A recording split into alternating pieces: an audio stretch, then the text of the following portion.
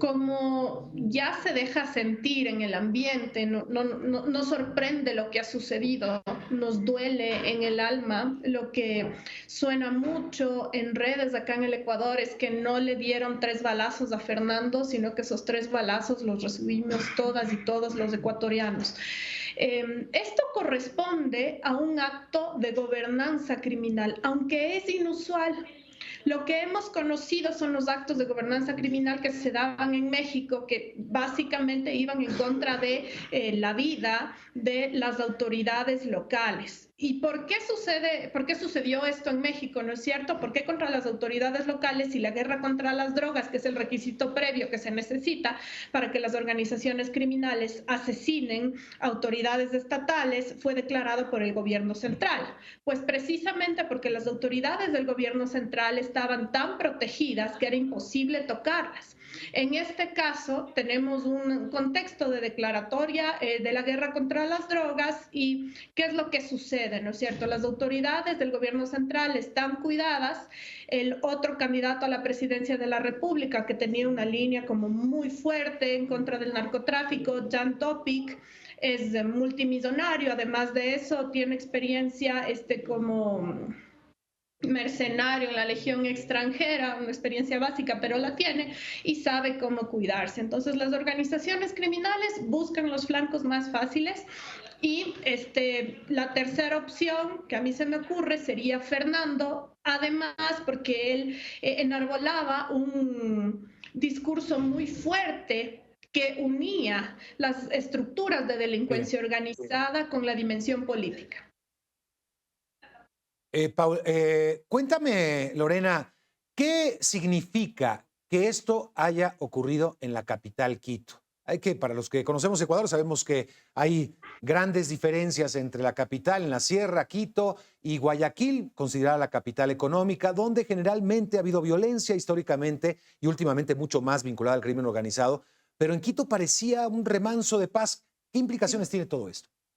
Las ciudades que se mantenían tranquilas eran las de la sierra, en el Ecuador, Quito, Cuenca. Sin embargo, esto nos pone en jaque y le dice, ¿no es cierto?, al Estado: tú no tienes como tal una zona segura donde tú mantengas el control. Y eso es un elemento que cambia el tablero y que en realidad otorga poder a las organizaciones criminales, un poder de facto. ¿Por qué? Porque los individuos, ¿no es cierto?, como consecuencia del efecto del asesinato, saben que no se encuentran seguros en ningún lugar, en ningún momento, ¿no? Esto da cuenta de mucha negligencia en la planificación de las elecciones, mucha negligencia por parte del Consejo Nacional Electoral.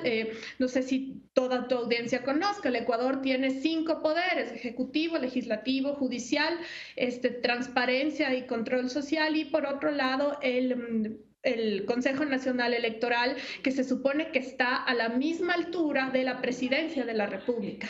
Diana Tamaín es la responsable de asegurar el proceso de las elecciones con la misma importancia y con el mismo poder que tendría el presidente de la República para hacerlo.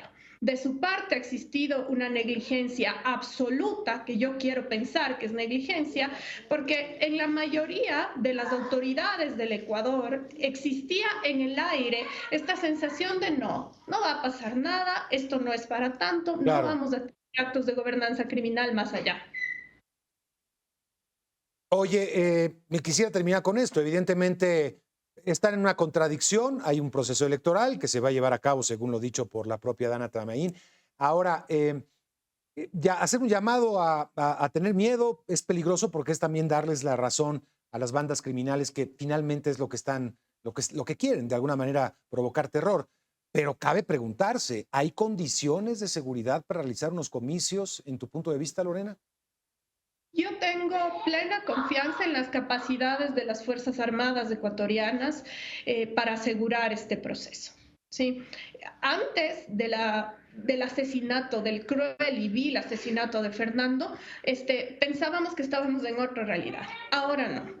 ¿sí? Entonces, dadas las condiciones, yo sí tengo la seguridad y la certeza de que las Fuerzas Armadas ecuatorianas no van a permitir que las cosas se salgan de control.